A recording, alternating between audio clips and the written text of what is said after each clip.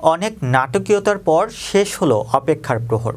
এখন থেকে কিলিয়ান এমবাপ্পেকে নিজের বলতে আর কেউ বাধা দেবে না রিয়াল মাদ্রিদ ভক্তদের, কেউ বিদ্রূপ বা উপহাস করবে না। আগামী 5 বছরের জন্য এমবাপ্পে একান্তই তাদের। এক সংবাদ বিজ্ঞপ্তির মাধ্যমে এই ঘোষণা দেয় রিয়াল। আগামী 5 মৌসুমের জন্য এমবাপ্পের সঙ্গে চুক্তি করেছে তারা। সংবাদ মাধ্যম ইএসপিন বলছে, ফরাসি ফরোয়ার্ডকে বছরে 15 মিলিয়ন ইউরো পারিশ্রমিক দেওয়া হবে। তাছাড়া শাইনিং বোনাস হিসেবে দেওয়া হবে 150 মিলিয়ন ইউরো। ছেলেবেলা থেকে এমবাপ্পের স্বপ্ন ছিল রিয়ালের হয়ে খেলা। অনেক নাটকীয়তা, রোমাঞ্চ, গুঞ্জনের পর অবশেষে পূরণ হতে যাচ্ছে সেই স্বপ্ন। বিশ্বের অন্যতম সেরা তারকাকে পেতে কোনো অর্থই খরচ করতে হচ্ছে না রিয়ালের, কেননা গত মৌসুমেই এমবাপ্পে জানিয়ে দেন পিএসজির হয়ে আর চুক্তি নবায়ন করবেন না তিনি। পিএসজি শত চেষ্টা করেও তার বিদায় ঠেকাতে পারেনি।